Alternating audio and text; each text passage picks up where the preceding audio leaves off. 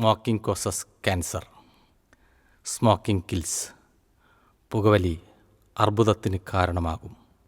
ജീവൻ അപകടത്തിലാകും. Liquor drinking is injurious to health. മദ്യപാനം ആരോഗ്യത്തിന് ഹാനികരമാണ്.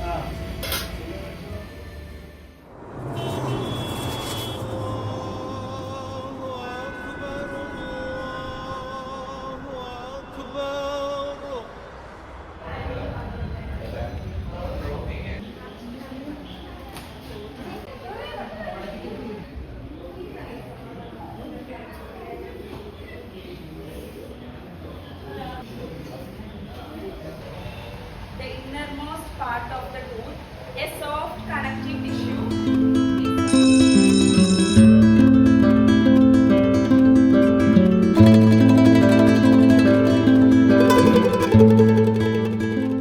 ഈ ജിമിക്ക് എവിടുന്നാ വാങ്ങിയത്? ഇതിന്റെ അടുത്തുള്ളതാണല്ലോ, ഈ കണ്ടിട്ടില്ല?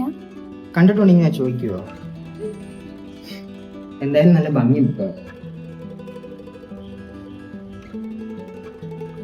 ആ അതൊക്കെ പോട്ടെ, നാളെ എന്റെ ബർത്ത്ഡേ അല്ലേ, നമുക്ക് നാളെ അമ്പലത്തിൽ പോയാലോ? അത് വെച്ചോ. അങ്ങനെയാണെങ്കിൽ നാളെ പാവാടയും ബ്ലൗസ് ഇഷ്ടമാണ്. അല്ലാണ്ട് ജീൻസും ടോപ്പ് ഇട്ടിട്ടാലോ അമ്പലത്തിൽ? ഒരു കാര്യം പറയുമ്പോ വെറുപ്പിക്കല്ലേ. ആ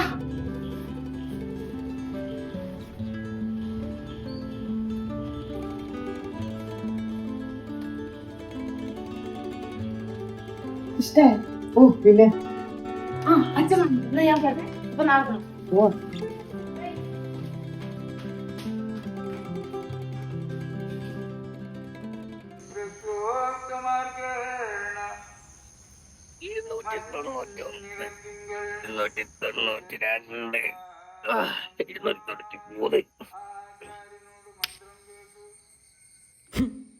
ഓളച്ചൻ്റെ വരും.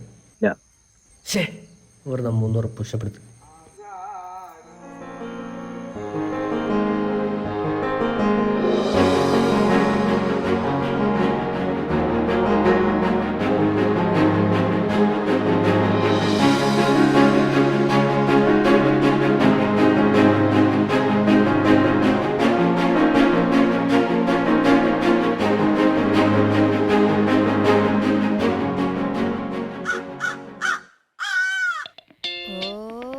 ശവം.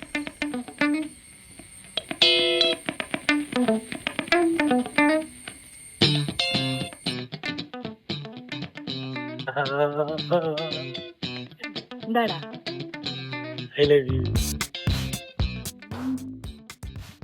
തോണ്ടേ?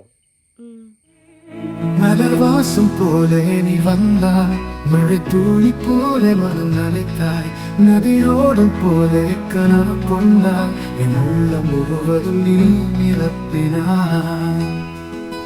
അനുപല്ലവി കാറ്റിൻ മൊഴിയിൽ ഉൻ പേർ சொல்லும், நிலவின் வெளிச்சம் என்னை தொட்டும், நிழலாய் நீ வந்தால் உலகு மாறும்,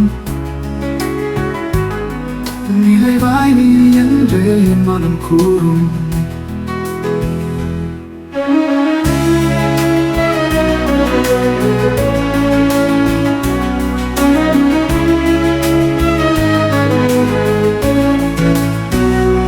காற்றின் மொழியில் உன் பேர் சொல்லும், நிலாவின் வெளிச்சம் என்னை தொட்டும்.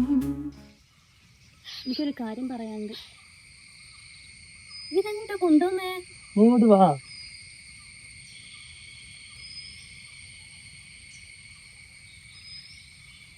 ഇനി പറ. എടാ നിനക്ക് 24 വയസ്സായി. അതിന് അതിനൊന്നുമില്ലേ? എടാ പൊട്ട, എനക്കെന്നെ കല്യാണം കഴിക്കണ്ടേ? ഇപ്പോഴോ? ഇപ്പം തന്നെ. ഒരു 2 വർഷം എനിക്ക് എന്റെ വീട്ടിൽ പിടിച്ചു നിൽക്കാൻ പറ്റും. അതുമല്ല, എനിക്ക് അച്ഛന്റെ സ്വഭാവമൊക്കെ അറിയുന്നല്ലേ. നീ ഇങ്ങനെ ടെൻഷൻ അടിച്ചാലോ? എല്ലാം റെഡിയാവും. എൻ്റെ അച്ഛനുണ്ടായിരുന്നെങ്കിൽ ഒരു പ്രശ്നം ഉണ്ടാവില്ല. വീടിന് വീട്, ക്യാഷിന് ക്യാഷ്, എല്ലാം ഉണ്ടായത്. എടാ മഴ വരുന്നുണ്ട്.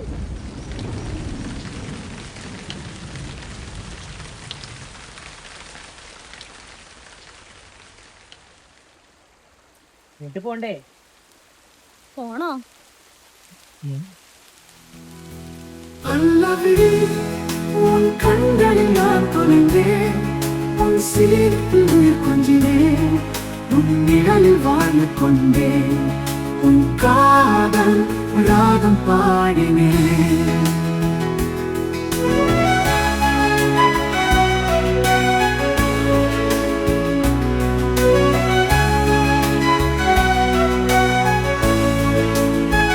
மலவாசம் போல நீ வந்தாய், மழை துளி போல மனம் நினைத்தாய், நதியோடும் போல கனவு கொண்டாய், என் உள்ளம் முழுவதும் நீ நிரப்பினாய்.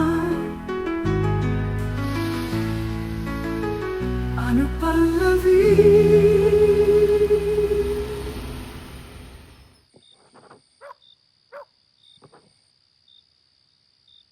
ഞാൻ അപ്പൊ വിളിക്കട്ടോ.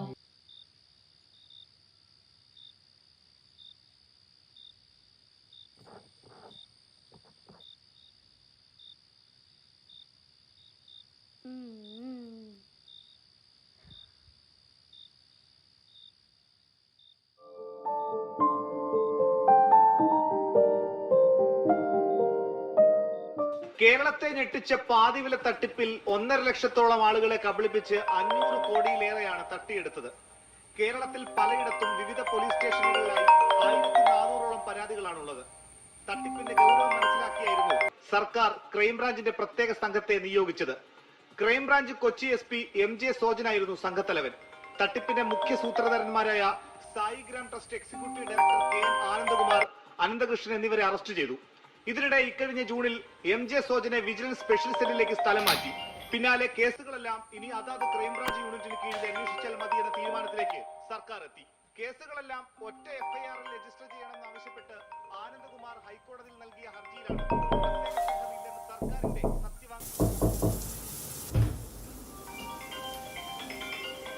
മോളെ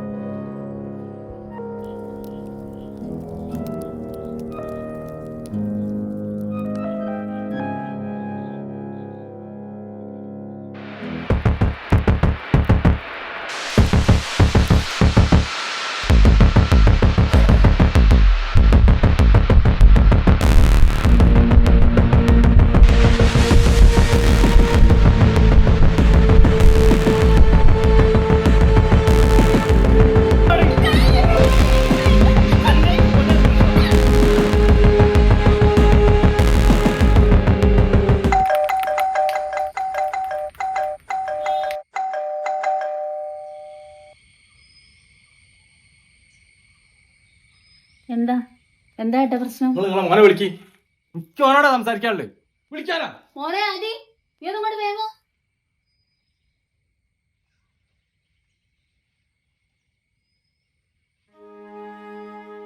പലതവണ എന്നോട് ഞാൻ പറഞ്ഞിട്ടുണ്ട് നിന്റെ മോളെ ശല്യം ചെയ്യരുതെന്ന്.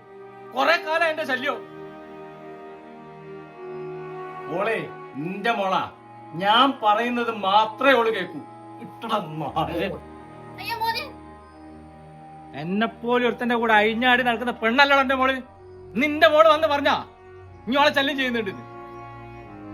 എന്നെ പിടിച്ച് അകത്തിട്ട് രണ്ടെണ്ണം പൊട്ടിക്കാനേ ഓരോ നായിന്റെ മോന്റെ ആവശ്യമില്ലടക്കി. എന്നെ കൊണ്ട് ഞാൻ ചെയ്യിക്കരുത്. എന്റെ സ്വഭാവം എല്ലാവരും അറിയട്ടടാ. ഈയൊക്കെ അങ്ങനെ സ്വന്തം തള്ളേന്റെ മുമ്പ് പറയിപ്പിക്കുന്നേക്കാൾ നല്ലത് പോയി ചത്തോടമ്മ. തള്ളയും മോനും അറിയാൻ വേണ്ടി പറയാ. ഇനിയേറ്റാ എന്റെ മോളെ ശല്യം ചെയ്താൽ രണ്ടും തന്ത പോയട്ടേ പോണ്ടി വരും. ഇട്ടടാ നായേ, നിന്റെ മോളെ പിറകെ നടന്ന് ശല്യം ചെയ്താലേ നിന്റെ മോളെ ശമ്മ അത്ര ഇനി കാണും.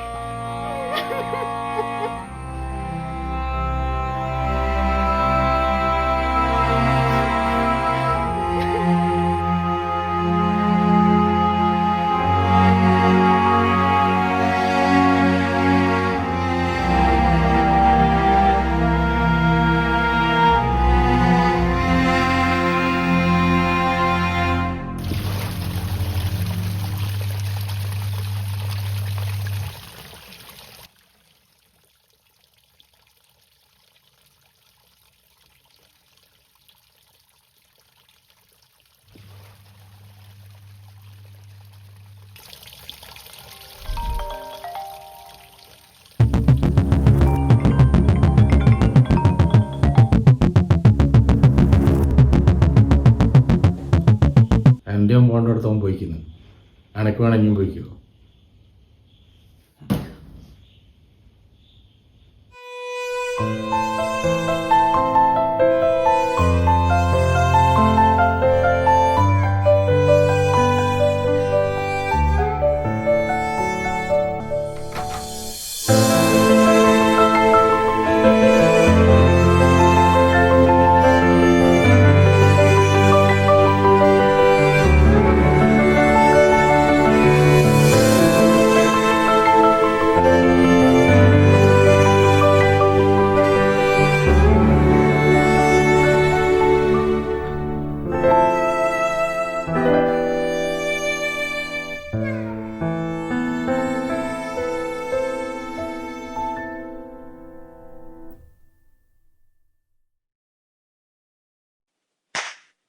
ഇനി ഒരു കോപ്പ് സംസാരിക്കാനല്ല, എന്നെ അനുസരിച്ച് ജീവിക്കാൻ പറ്റിയാൽ മാത്രം അവിടെ ജീവിച്ചാൽ മതി.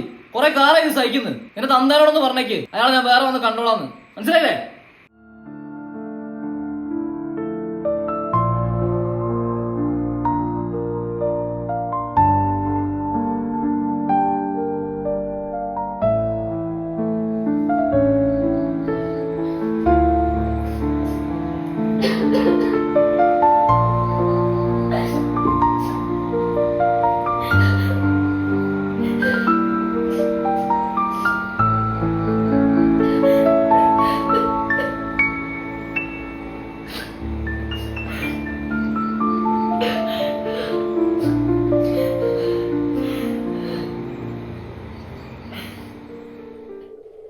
മോനെ, ഒന്നുകൂടി ആലോചിച്ചിട്ട് പോരെ.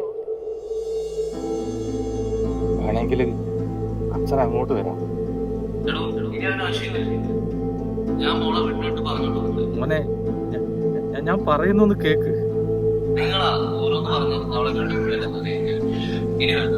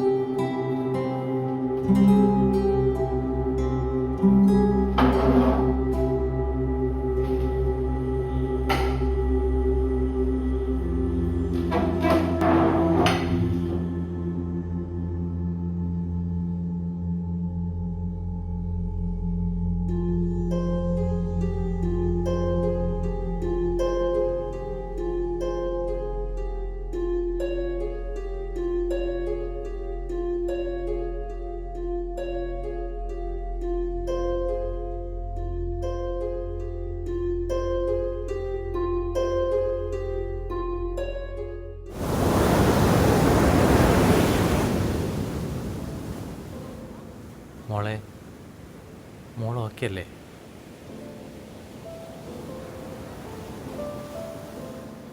ഇപ്പോഴാണ് അച്ഛൻ ആ ചോദ്യം എന്നോട് ചോദിക്കുന്നത്. കഴിഞ്ഞ 26 വർഷത്തിൽ ആദ്യമായി എൻ്റെ ഇഷ്ടങ്ങളും സന്തോഷങ്ങളും അച്ഛൻ എപ്പോഴെങ്കിലും മനസ്സിലാക്കിയിട്ടുണ്ടോ? ഇല്ല. അച്ഛൻ എപ്പോഴും അച്ഛൻ്റെ ഇഷ്ടങ്ങൾക്കാണ് പ്രാധാന്യം കൊടുത്തിട്ടുള്ളത്. എനിക്കെന്താണ് പറയാനുള്ളതെന്ന് അച്ഛൻ എപ്പോഴെങ്കിലും കേട്ടിട്ടുണ്ടോ? അച്ഛനെന്നും അച്ഛൻ്റെ ഈഗോ മാത്രമാണ് വലുത്. അല്ലാതെ ഞാനും അമ്മയോ മറ്റുള്ളതൊന്നും പ്രശ്നമല്ല. എനിക്ക് പറയാനുള്ളതൊന്ന് കേട്ടിരുന്നെങ്കിൽ ഇങ്ങനെ എൻ്റെ ലൈഫിൽ സംഭവിച്ചില്ലായിരുന്നതിനപ്പുറം ഇന്ന് എൻ്റെ കൂടെ അവനുണ്ടായിരുന്നേനെ.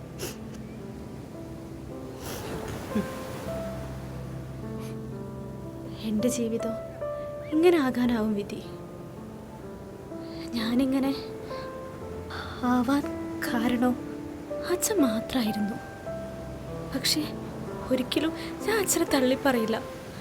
കാരണം ഞാൻ എൻ്റെ അച്ഛനെ ഒരുപാട് സ്നേഹിച്ചിരുന്നു.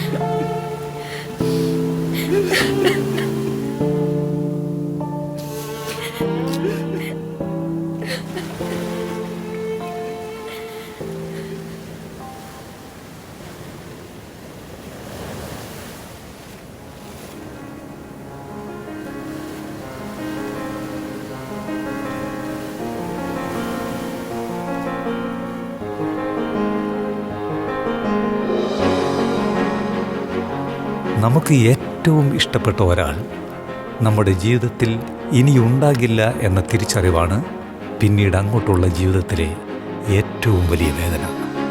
അവൻ്റെ അവസാന നിമിഷത്തിലും അവളെക്കുറിച്ചായിരിക്കും അവൻ ഓർത്തിരിക്കുക. ഇനി അവൾക്ക് ജീവിക്കാൻ അവൻ്റെ ചിരിക്കുന്ന മുഖവും ഓമനിക്കാൻ അവൻ കൊടുത്ത നല്ല ഓർമ്മകളും മാത്രം മതി. അത് അവളിൽ നിന്നും നശിപ്പിക്കാൻ അവളുടെ മരണത്തിന് മാത്രമേ കഴിയൂ.